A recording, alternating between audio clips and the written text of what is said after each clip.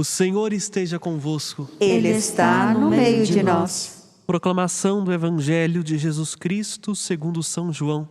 Glória a vós, Senhor.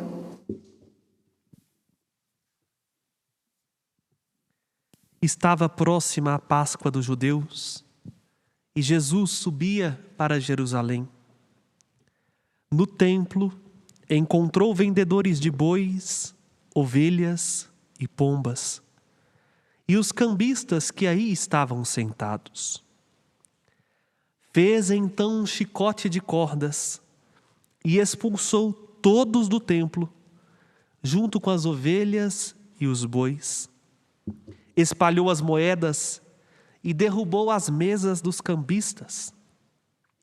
E disse aos que vendiam pombas: tirai isso daqui. Não façais da casa de meu pai uma casa de comércio. Seus discípulos lembraram-se mais tarde do que a Escritura diz: o zelo por tua casa me consumirá. Então os judeus perguntaram a Jesus: que sinal nos mostras para agir assim? Ele respondeu: destruí este templo e em 3 dias o levantarei. Os judeus disseram: 46 anos foram precisos para a construção deste santuário, e tu o levantarás em 3 dias? Mas Jesus estava falando do templo do seu corpo.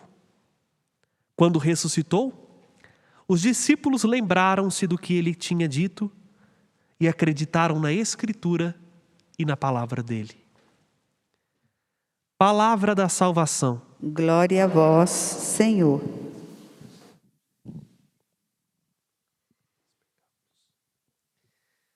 Mais uma vez quero cumprimentar vocês que aqui estão nesta casa de clemência e bondade, renovando no meu coração a alegria de saber que vocês aqui fazem com que esse jardim de Nossa Senhora se torne um lugar ainda mais belo, graças à força do vosso testemunho. Cumprimento você também que reza conosco pela TV Horizonte, pela Rádio América e também pelo nosso canal Mãe Piedade no YouTube, a qual também já peço de antemão, entre depois no nosso canal, se inscreva, deixa lá seu comentário, curta o nosso conteúdo para que outras pessoas possam conhecer este canal e assim a força do Evangelho chegar por meio também da internet. Isso tudo que a gente faz só é possível graças à família dos devotos de Nossa Senhora da Piedade, nossos grandes benfeitores, colaboradores na sustentabilidade e manutenção deste santuário. Então, além de cumprimentá-los, quero mais uma vez agradecer a cada um daqueles que contribuíram conosco nesse mês. Já chegamos no dia de hoje a 35% das nossas finanças já pagas. Faltam ainda outros 65% e graças a Deus cremos na providência, cremos na generosidade daqueles que entendem a importância desse lugar e aí também a relevância do trabalho que aqui é feito e do trabalho que a partir daqui é feito como cuidado com os mais pobres. Muito bem, hoje nós celebramos uma festa que para muitos pode até parecer sem sentido. A dedicação da Basílica de São João do Latrão. Vamos lá. Antes de adentrar nos textos litúrgicos, aliás, se sobrar tempo de adentrar no texto litúrgico, é necessário fazer uma catequese sobre cada uma destas palavras para que a gente entenda o que a gente está fazendo nesta liturgia. O que é dedicação? Muito bem. Quando eu dedico, eu tiro daquilo que é meu para dar a alguém. Correto? Veja bem, quando você ganha um livro de presente e você quer dar este livro a alguém, ali você faz uma dedicação, uma dedicatória. Você pega, escreve umas mensagens, de modo que aquela pessoa que ao pegar o livro vai perceber que era seu ou que você comprou, mas está destinando a ela. Dedicar é dar do que é seu a um outro. É por isso que na Igreja Católica nós não podemos tornar um lugar que antes tinha uma destinação, vamos dizer assim, para outros fins, a uma casa de oração sem o rito da dedicação. Por exemplo, este santuário basílica foi dedicado a Deus e foi consagrado pelo rito da dedicação. Aqui com um pouquinho de delay, né? Entre quando este santuário foi construído ao rito de sua dedicação, que se deu em 18 de dezembro, se eu não estou enganado, não foi isso? Dia 9 de dezembro. 9 de dezembro, para que aqui fosse elevado à basílica. E o que acontece na dedicação?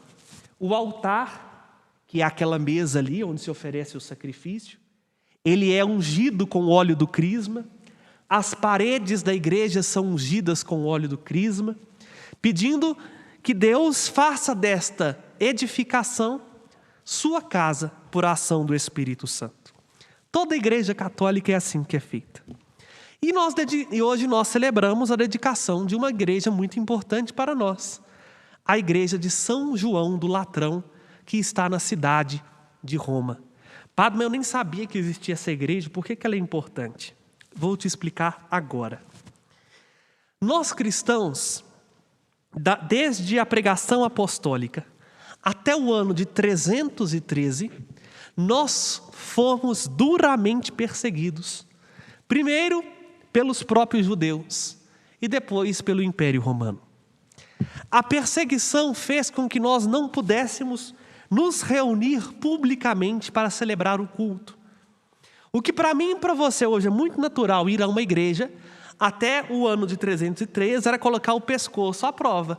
Se alguém nos visse indo celebrar o nome de Jesus, se alguém nos visse partilhando a palavra de Deus ou celebrando a Eucaristia, todos nós poderíamos sofrer uma morte muito tranquila, jogado nas covas dos leões, sendo atirado às feras ou então decapitado friamente por espada, porque os romanos tinham um requinte de crueldade para poder matar as pessoas. Veja bem, ser cristão não era algo fácil e professar a fé muito menos. Só que no ano de 313 aconteceu algo interessante, graças à interferência de uma santa chamada Santa Helena, que era providencialmente mãe do imperador Constantino, imperador de Roma, que fez um documento chamado Édito de Milão, ao qual proibiu que os cristãos fossem perseguidos. E ao reparar o mal que fez os cristãos, deu de presente para a igreja um de seus palácios, o Palácio do Latrão, que foi então dado aos cristãos para que os cristãos da cidade de Roma pudessem então celebrar o seu culto, celebrar a Eucaristia. E aí, nesta data foi feita a dedicação, isto é, fazendo com que aquele espaço que antes era para uso do povo se tornasse um lugar exclusivo para o culto divino. E foi consagrado a São João. São João do Latrão. Latrão era o nome da região, ao qual era o nome do palácio. Agora virou uma igreja, um templo. Um lugar onde os cristãos se reuniam para celebrar o culto. Só que o fato de o imperador dar uma casa para que os cristãos pudessem reunir, fez com que os cristãos de todo o mundo conhecido até então, que estava sob o Império Romano, tivesse a autonomia para construir locais para celebrar o culto.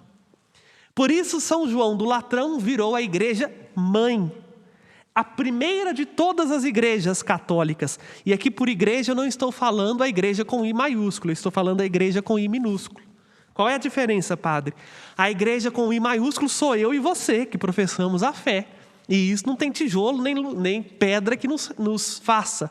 Somos nós. A igreja com I minúsculo é isso aqui, ó. É onde a gente está. É feito de pedra. É o templo propriamente dito. São João do Latrão foi o primeiro templo católico a existir na história da igreja.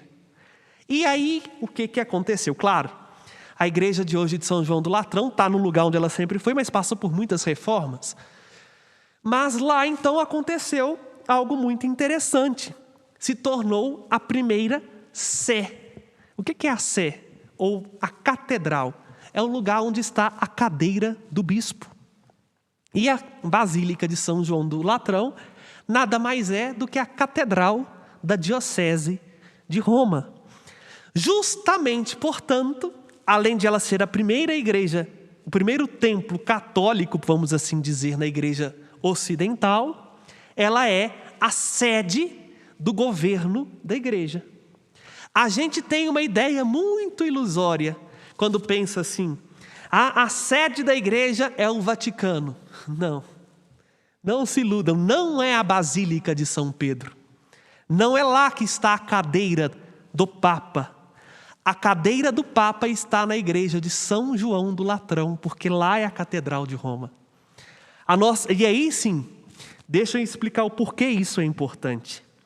Porque nós cristãos católicos temos um vértice de unidade. E o Romano Pontífice, isto é, o Papa, é o vértice de unidade para todos os cristãos. Mas quem é o Papa? O Papa é um bispo, como qualquer outro bispo. Para cada porção do povo de Deus que recebe o nome de diocese, nós temos um bispo. Como eu disse há poucos dias atrás, ao celebrarmos a festa de São Judas, ao falar do munus episcopal. E aí, o bispo é responsável por ser o sucessor dos apóstolos naquele local. A nossa diocese tem um bispo, Valmor Oliveira de Azevedo. Ele é o primeiro sucessor dos apóstolos, aliás, ele é o sucessor dos apóstolos e o primeiro servidor da igreja local de Belo Horizonte. Agora, a diocese de Roma também tem um bispo. Só que por respeito e por ser Roma o local onde os primeiros apóstolos, Pedro e Paulo, foram decapitados, se tornou então um respeito à igreja de Roma como a igreja mãe de todas as igrejas. E por isso o bispo de Roma é o Papa. O Papa só é Papa porque é bispo da diocese de Roma. Senão, ele seria um bispo como qualquer outro bispo. E aí então, onde está a catedral do bispo de Roma? Não está na Basílica de São Pedro, está na Basílica de São João do Latrão. E é por isso que a igreja do mundo inteiro hoje se alegra com a dedicação deste templo. Por ser o primeiro e por ser a igreja mãe de todas as igrejas. E aí, celebrar isto pode parecer algo quase que beira a idolatria. Porque, nossa, mas nós estamos celebrando um templo feito por mãos humanas? Não. Mais do que isso, nós estamos celebrando o mistério pascal do Senhor. Mas celebrar a dedicação da Basílica de São João do Latrão é recordar para mim e para você que nós precisamos de locais sagrados, locais diferenciados, que distinguem o que é de Deus do que é do mundo. Nós cristãos, primeiro temos um diferencial. Eu não tenho tempo aqui para explicar a vocês qual é o diferencial, mas em suma os pagãos tinham um templo, mas o povo não entrava no templo. Os templos eram muito pequenininhos, por isso que daí vem o nome profanum. Fanum, do latim, significa rosto, face. Profanum é o que está diante da face, porque os pagãos não conseguiam entrar no templo. Eles ficavam da porta para fora, celebravam o culto da porta para fora. Daí veio o nome profano, só ficavam diante da face. Quem entrava no templo era só o sacerdote e oferecia às divindades o sacrifício. Os cristãos são os primeiros a inventar essa história do povo entrar no templo. Porque o cristão entende que o local de pedra não é por si importante. O local de pedra é simplesmente um local aconchegante para acolher o templo que sou eu e você. Ou então nós negamos que somos templos do Espírito Santo. Deus habita em mim, Deus habita em você. É um mistério que nós temos um nome muito técnico na teologia que chama inabitação trinitária. Para falar assim, Deus mora dentro de mim. A Trindade mora dentro de mim. A Trindade mora dentro de cada batizado, por força da sua graça. E aí, nós separamos locais para que, reunidos enquanto comunidade, nós possamos viver uma fidelidade maior à nossa fé. Por isso não existe essa história de catolicismo virtual que agora está em moda. Não existe essa história de cristianismo individual. Não. Nós somos cristãos na nossa individualidade, mas nós só vivemos a força da nossa fé comunitariamente. Não tem como você participar da Eucaristia virtualmente, com toda a força da sua graça. Claro, quem está nos acompanhando agora pela TV Horizonte, pela Rádio América e pelo nosso canal Mãe Piedade, elevam a Deus as suas preces, participam desta Eucaristia, mas de modo muito às apalpadelas do que vocês que estão aqui. Porque a Eucaristia ela é para ser tomada parte, para comungar. Não tem como comungar pela televisão. Não tem impressora que vai imprimir a hóstia consagrada para você depois pegar e comungar. Não tem como a gente ser cristão à distância. E por isso a gente precisa hoje redescobrir o zelo pelas coisas de Deus.